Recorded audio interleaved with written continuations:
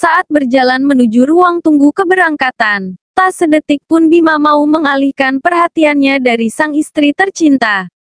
Bima begitu posesif dan sangat berhati-hati menjaga gelas kacanya ini. Ia tak ingin apapun sampai melukai sang wanita. Sedangkan wanita yang kini telah sah menjadi istrinya itu pun sering melirik ke arahnya. Merasa aneh saja, tetapi ia sendiri juga tidak berani melepaskan tangannya dari pegangan pria itu. Ya, Bima selalu menggandengnya kemanapun para ajudan itu menunjukkan jalan untuk mereka. Membuat Vita sedikit riku dengan beberapa pasang mata yang memerhatikan mereka. Bim, aku baik-baik saja. Aku sudah biasa jalan tanpa digandeng, ucap Vita sedikit risih. Karena pada dasarnya Vita adalah wanita mandiri dan jarang sekali bergantung pada orang lain. Apalagi seorang pria. Aku tahu kamu baik-baik saja. Aku hanya mau melakukan kewajibanku sebagai seorang suami, jawab Bima asal. Oke, kamu bisa mengikutiku atau berjalan di sampingku tanpa menggandeng begini. Jujur, Vita merasa kurang nyaman dengan perhatian yang Bima tujukan. Vita merasa Bima kelewat posesif. Nggak mau, jawab Bima ngotot. Bim, nanti orang mengira kamu cinta loh sama aku. Lihat dirimu, menggandengku seakan takut kehilangan aku. Please jangan begitu. Kamu nggak mau kan kalau orang lain nganggep begitu? Tanya Vita. Nggak, aku biasa aja. Sedari tadi Bima memang terlihat biasa saja. Ditambah ucapan Vita, ia malah makin cuek. Ya Tuhan, ada apa dengan pria ini? Dia sungguh aneh. Ah, biarlah. Yang penting dia nggak memaksaku, memintaku untuk melayani nafsu kelelakiannya. Vita mengkidik ngeri, sembari menarik kasar tangannya dari pegangan Bima. Seketika Bima pun terkejut merasa aneh. Hai, kenapa? Ada yang aneh. Bima menghentikan langkahnya dan menatap sang istri yang saat ini sedang meliriknya sambil cemberut. Siniin telinganya, pinta Vita. Tak ingin dibuat penasaran. Akhirnya Bima pun mendekatkan telinganya tepat di dekat bibir Vita. Kamu nggak lagi modus kan? Tanya Vita takut. Modus kenapa? Tanya Bima sembari menjauhkan telinganya dari bibir sang istri. Perhatian begini. Ini bukan taktik kamu supaya aku mau tidur sama kamu kan? Tanya Vita takut. Mendengar penjelasan sang istri, Bima tertawa lirih. Tak ayal, ia pun menebak, berarti saat ini Vita sedang membayangkan tidur dengannya dan bukanlah ini seru untuk menggoda wanita yang sedari tadi bergandengan tangan dengannya ini. Kita suami istri Vita, jadi wajar kalau aku minta kamu buat ngelayanin aku. Pancing Bima asal. Padahal, sampai detik ini tak ada sedikit pun pikiran Bima tentang hal aneh itu. Meskipun dia tahu itu wajar, jika seandainya mereka lakukan. Bukankah hubungan mereka sudah sah di mata baik agama maupun hukum? Tetapi Vita malah yang berani membangkitkan pikiran mesum dalam diri pria itu. Oh, kalau gitu, kamu balik aja. Biar tiketmu di-cancel sama Mita. Ucap Vita seraya memundurkan langkahnya. Ih, kamu menggemaskan sekali Fit. Ucap Bima sambil menyentil manja kening sama istri. Aduh, sakit. KDRT ini. Bim. Vita kesal. Biar otak mesummu hilang. Gini aku kasih tahu sesuatu sama kamu. Sampai detik ini aku masih perjaka tahu. Meskipun akun sharing melihat milik wanita, aku sama sekali belum tertarik. Karena aku mau memberikan BE milikku pertama kali pada orang yang tepat. Orang yang aku cintai dan mencintaiku. Jadi aku nggak sembarangan. Kamu nggak udah setegang itu kan kita baru mau memulai perkenalan. Masak mau langsung hajar bukan begitu konsepnya Vita. Udah buang pikiran kotormu itu. Pinta Bima seraya kembali meraih tangan sang istri dan mengajaknya kembali melangkah. Kamu serius? Tanya Vita sedikit tak percaya. Dia tahu bagaimana seorang pria. Mereka selalu pandai menipu. Vita takut ia lengah. Jadi harus diperjelas sekarang. Ya, aku serius. Kamu tenang aja. Yang penting kamu nggak mancing-mancing kayak tadi. Canda Bima. Mancing-mancing kayak tadi. Maksudnya, Vita menghentikan langkahnya. Pokoknya kamu percaya saja sama aku. Selama cinta belum tumbuh di antara kita, kamu aman. Tapi jika cinta itu sudah ada dan kita sama-sama bisa menerima satu sama lain, kemungkinan besar kamu nggak akan bisa menghindar lagi. Mau nggak mau kamu harus siap menerima benih ketampananku di rahimmu, mengerti? Ucap Bima sembari melirik mesra pada sang istri. Vita yang diperlakukan sedemikian rupa tak memungkiri bahwa saat ini hatinya berdesir hebat. Jiwanya seakan melayang penuh kebahagiaan. Ternyata, pada kenyataannya Bima bukanlah pria bermulut pedas seperti yang ia kenal selama ini. Bima begitu perhatian dan konsisten menjaga miliknya, menghargai keinginan dan keputusannya, dan Vita berharap Bima tidak mengingkari komitmen yang telah mereka sepakati. Di tengah kebahagiaan yang merengkuh Vita dan Bima, ada sepasang sejoli yang juga sama-sama berusaha menjauh. Namun, rindu yang membara ternyata mampu membakar jiwa mereka.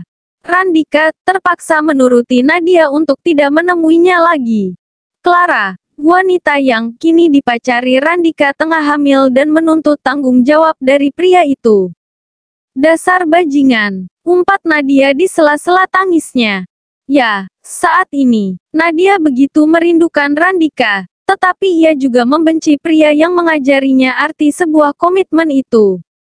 Komitmen yang telah tertancap di hati gadis cantik ini nyatanya sukses membuat Nadia jatuh cinta pada pandangan pertama. Nadia jatuh cinta pada Randika di saat mereka dipertemu pertama kali oleh orang tua mereka. Sayangnya, Nadia dan Randika harus menyerah. Randika harus mempertanggungjawabkan perbuatannya pada wanita yang tengah mengandung bayinya tersebut. Siang telah berganti malam, udara pun terasa sejuk sehingga suasana menjadi lebih romantis dibanding malam-malam biasanya. Di sini, di tengah komitmen antara Vita dan Bima, ada sepasang sejoli yang saat ini sedang menantikan kehadiran kedua buah hati mereka.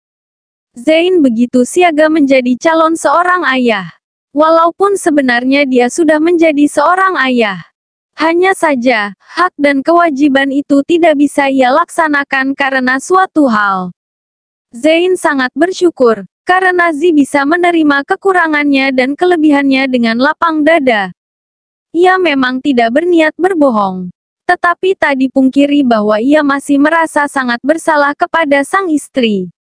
Kau melamun, apa-apa? Apa ada masalah? Tanya Zizi sembari duduk di samping Zain, yang kini sedang melamun menatap lepas langit-langit kamarnya. Nggak ada apa-apa, Mam. Aku hanya membayangkan, seandainya istriku bukan kamu. Pasti sekarang aku bakalan hidup dan tidur sendiri seperti ini mungkin. Melamun, hanya bekerja dan bekerja, tak tahu harus apa. Jawab Zain terdengar melo dan sedih. Kok gitu? Zizi menatap sang suami. Kesalahanku terlalu fatal, Mam. Ternyata kalau diingat-ingat aku jahat banget sama kamu. Padahal, kamu begitu tulus sama aku. Bahkan, hari ini kamu nggak ada marah sama aku. Padahal aku bercandanya sama Vita terdengar sedikit menyakitkan bukan? Tanya Zain seraya memutar tubuhnya. Agar bisa menjadikan Pahazi sebagai bantal. Sudah jangan diingat-ingat lagi. Yang Mami butuhkan sekarang bukan penyesalanmu, Pi. Tapi cintamu untukku. Untuk kedua bayi kita. Oh iya, Pi. Tadi siang Mama telpon.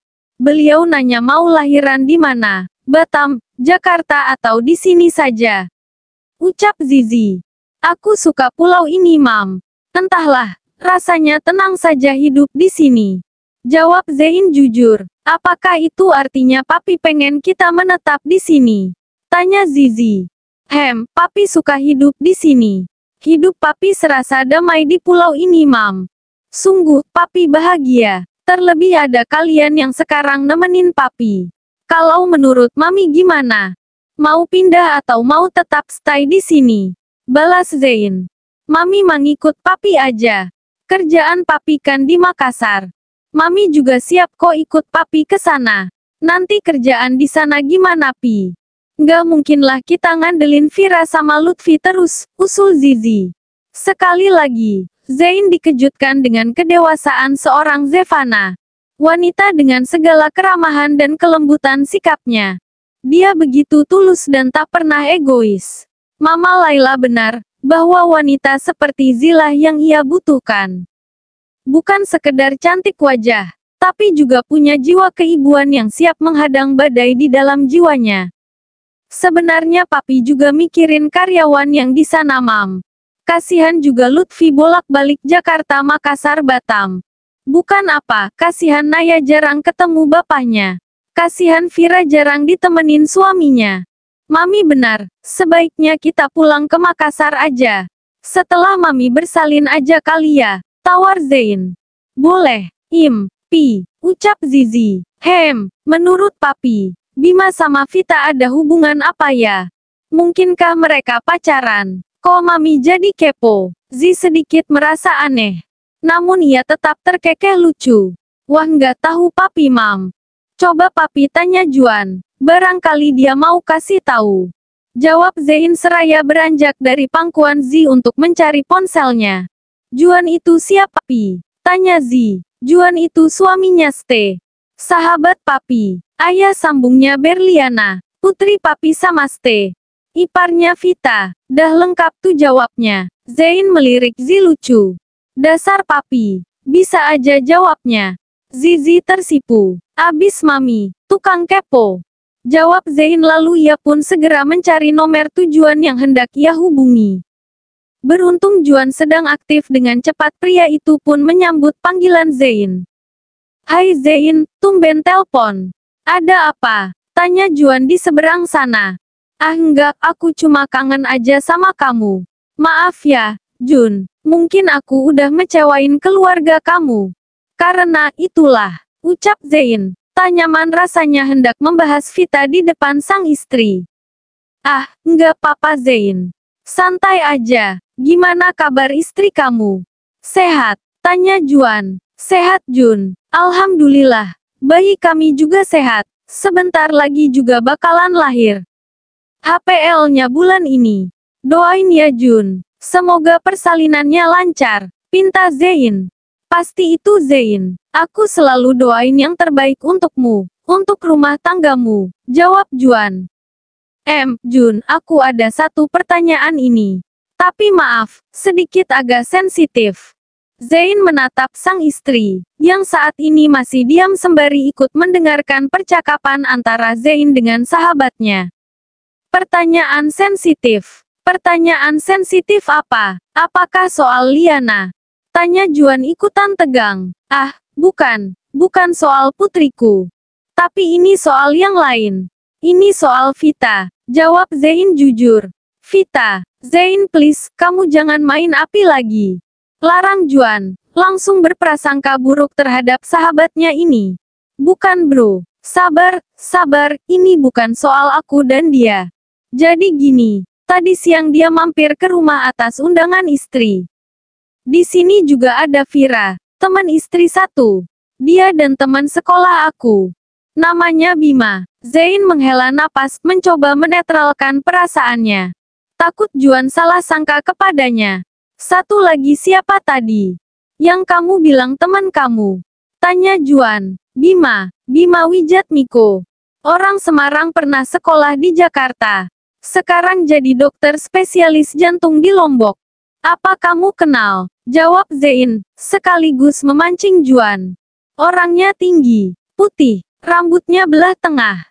Tanya Juan memastikan. Ya, coba aku kirim fotonya ya. Barangkali kamu kenal, ucap Zain. Lalu ia pun mengirimkan foto Bima pada Juan. Foto telah sampai. Juan sedang melihatnya. Lia, ini Bima yang aku maksud. Dia kan suaminya Vita. Kenapa emang? Jawab Juan sesuai kenyataan. Tak ayal, Zain dan Zi pun terperanjat. Mereka diam sesaat. Saling memandang. Terkejut. Sok astaga. Ini di luar ekspektasi mereka. Sungguh. Halo. Zain, kamu oke? Tanya Juan. Halo. Zain, kamu masih mendengarkanku?